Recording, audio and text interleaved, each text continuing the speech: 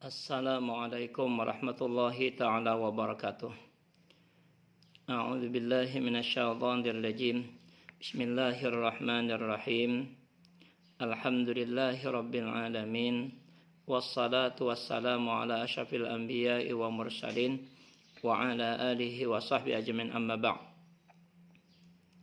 Menyambung pelajaran kita fikih negeri, yaitu pembahasan kita tentang dalil-dalil yang disepakati oleh para ulama, yaitu bagian keempat yang disebut dengan qiyas. Pengertian qiyas, sumber hukum Islam yang lainnya yaitu qiyas. Secara bahasa, qiyas berarti menyamakan, menganalogikan, membandingkan atau mengukur, seperti sesuatu dengan lainnya dikarenakan adanya persamaan. Ini pengertian qiyas secara bahasa, dan sering kita menyebut di dalam kehidupan kita si anu atau si fulan itu sama dengan si anu. Nah, berarti ini salah satu bagian daripada qiyas.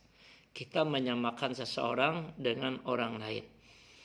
Adapun secara istilah, qiyas adalah menetapkan hukum suatu kejadian atau peristiwa yang tidak ada dasar nasnya dengan cara membandingkan kepada suatu kejadian atau peristiwa lain yang telah ditetapkan hukumnya berdasarkan nas, karena ada persamaan ilat antara kedua kejadian atau peristiwa itu.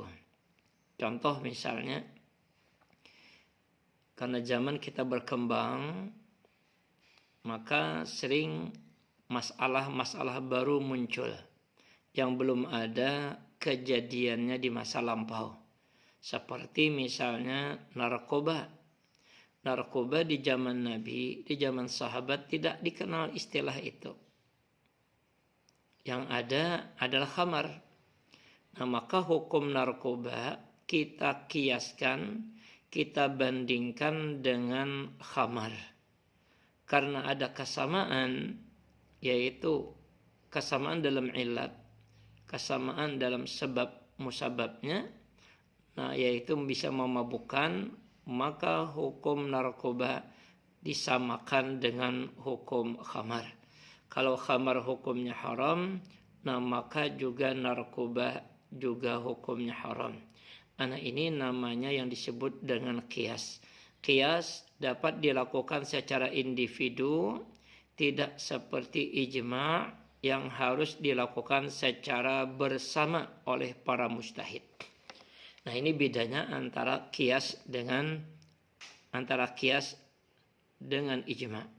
Kalau qiyas bisa dilakukan secara individu, sementara kalau ijma' tidak bisa secara individu, tapi harus dilakukan bersama-sama dengan para mujtahid. Kedudukan qiyas dalam hukum Islam.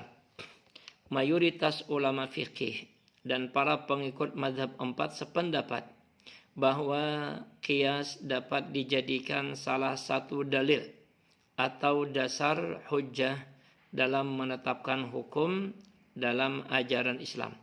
Qiyas menduduki tingkat keempat hujjah syar'i, sebab dalam suatu peristiwa bila tidak terdapat hukum yang berdasarkan nas, maka peristiwa itu disamakan dengan peristiwa lain yang mempunyai kesamaan dan telah ada ketetapan hukumnya dalam nas. Mereka mendasarkan pendapatnya kepada beberapa hal, antara lain firman Allah Subhanahu wa taala, fa'tabiru ya ulil absar. Ambillah pelajaran wahai orang-orang yang memiliki pemikiran. Nah, dasar ayat inilah bahwasanya qiyas bisa dijadikan sebagai sumber hukum. Contoh-contoh qiyas.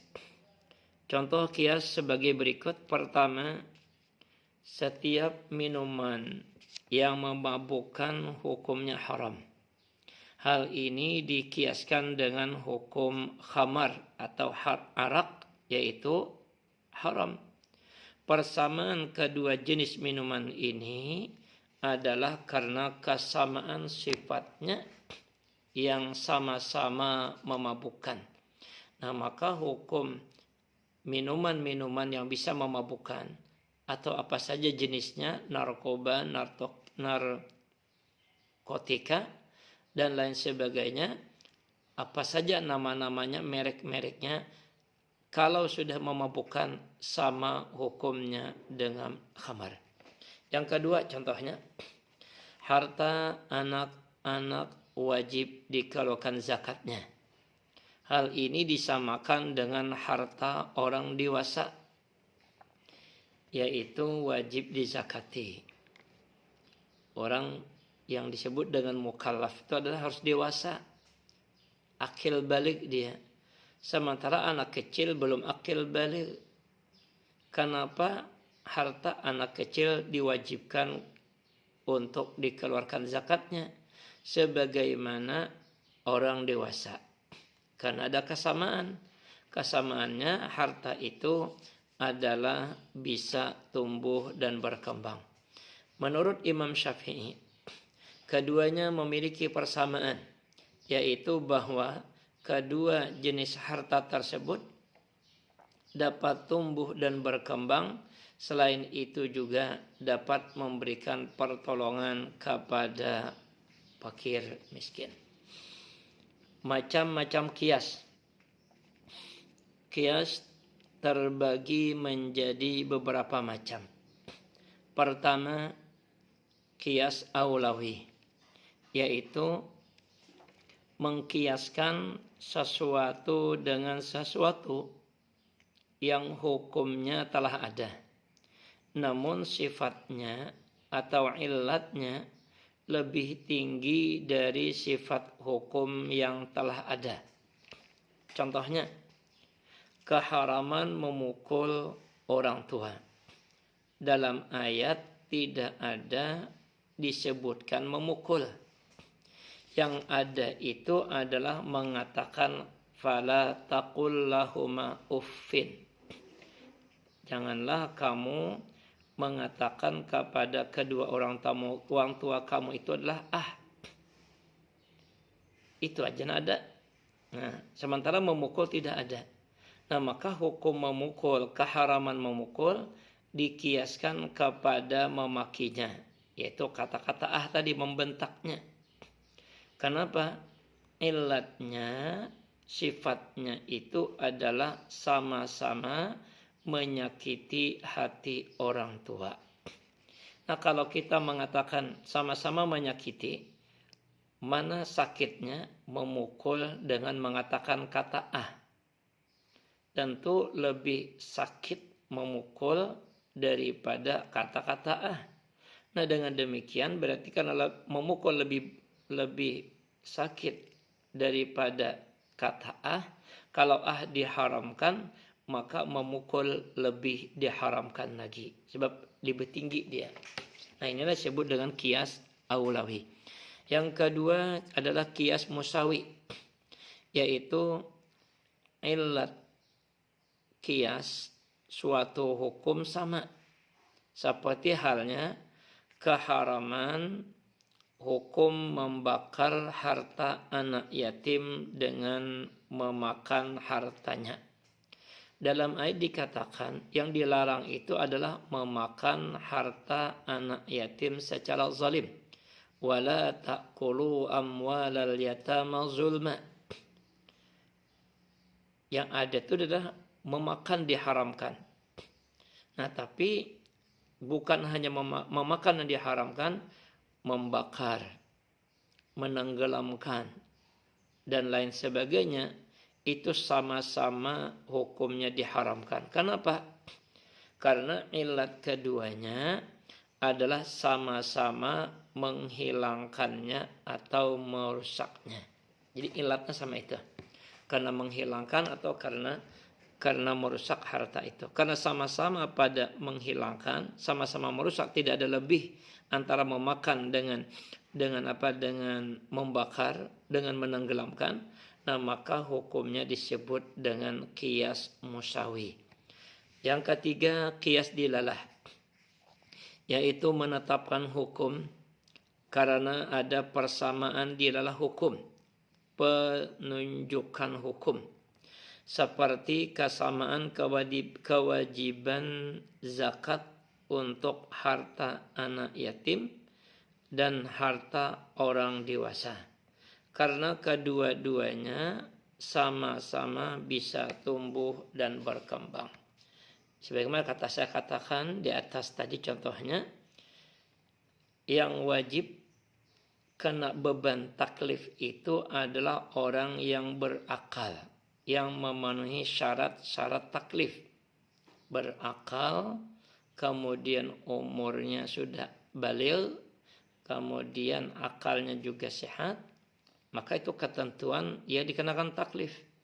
Anak kecil belum sempurna akalnya, maka tidak dikenakan hukum taklif. Tapi kenapa diwajibkan melakukan zakat? Nah, karena dikiaskan dengan harta orang dewasa, karena ada kesamaan, yaitu sama-sama bisa tumbuh dan berkembang. Inilah disebut dengan qiyas dilalah. Yang keempat adalah qiyas syibhi, yaitu terjadinya keraguan dalam mengkiaskan. Ketika ingin melakukan qiyas, kita masih ragu-ragu kemana kita harus mengkiaskannya, karena ada kesamaan dengan yang lain dan ada juga kesamaan dengan bagian yang lain. Lalu karena ada keraguan dalam mengkiaskan, ke asal mana ilat ditujukan, kemudian harus ditentukan salah satunya dalam rangka menetapkan hukum padanya. Misalnya, seorang budak yang dibuat cacat oleh orang lain, bukan pemiliknya, dapat dikiaskan kepada dua hal. Seorang budak hamba saya ketika dianiaya, lalu dia cacat fisiknya. Nah, maka apakah itu nanti wajib kita mengganti atau tidak? Kalau mengganti, kemana kita mengkiaskan? Kalau kita kiaskan ke qisas, kemana kita menunjukkan kiasnya itu? Nah, maka beliau bisa dikiaskan kepada dua hal. Pertama kiasnya kepada orang lain atau kepada orang merdeka, karena sama-sama keturunan dari Nabi Adam alaihissalam. Karena sama-sama manusia, kita manusia yang merdeka, budak juga manusia. Kalau dia dibuat cacat, maka berlakulah hukum qisas. Kalau kita bunuh dia, maka kita harus dibunuh. Kalau kita cederai dia, maka kita juga harus dicederai. Sama, karena sama-sama keturunan Nabi Adam salam. Ini kias yang pertama. Yang kedua, kiasnya dikiaskan kepada harta benda. Karena budak itu boleh diperjualbelikan. Berarti tidak jauh berbeda dengan harta benda. Jadi dikiaskan kepada harta benda, karena antara budak dan harta benda sama-sama dapat diperjualbelikan, bisa dihadiahkan atau juga bisa diwariskan. Nah, dengan demikian perkara ini lebih dekat jika dikiaskan dengan harta benda, sehingga budak tersebut dapat digantikan nilainya. Tidak perlu nanti dikisas orang yang menganiaya budak hamba saya. Yang terakhir pembahasan kita, sebab-sebab dilakukan kias. Berikut beberapa penyebab kias dilakukan. Pertama, adanya persoalan-persoalan yang harus dicarikan status hukumnya. Sementara di dalam nas Al-Quran dan As-Sunnah tidak ditemukan hukumnya, dan mujtahid pun belum melakukan ijma'. Setiap saat hukum fikih akan berkembang. Tentu memerlukan jawaban dari seorang mujtahid. Nah, ketika mujtahid menemukan sebuah permasalahan baru, salah satu yang bisa dilakukannya adalah dengan cara melakukan qiyas. Yang kedua, nas baik Al-Quran maupun As-Sunnah telah berakhir dan tidak turun lagi. Sebagaimana kita maklumi, dengan wafatnya baginda Nabi kita Muhammad SAW, maka wahyu dari Allah sudah tidak ada lagi. Berarti berakhirlah Al-Quran dan As-Sunnah yang Allah turunkan kepada Nabi kita Muhammad SAW. Nah, dengan tidak turunnya itu, maka perlu kita menetapkan sebuah hukum yang baru kita temukan. Salah satu caranya dengan cara melakukan qiyas. Yang terakhir adalah adanya persamaan illat atau sifat antara peristiwa yang belum ada hukumnya dengan peristiwa yang hukumnya telah ditentukan oleh nas. Kadangkala masalah yang kita temukan saat ini itu ada kesamaan illat, ada kesamaan hukum dengan peristiwa yang sebelumnya sudah terjadi. Nah, karena ada kesamaan itulah, maka penting seorang mujtahid harus melakukan qiyas. Nah, inilah sebab-sebab dilakukannya qiyas, dan akan datang insyaallah akan kita bahas sumber hukum yang mukhtalaf. Wallahu a'lam bishawab. Wassalamualaikum warahmatullahi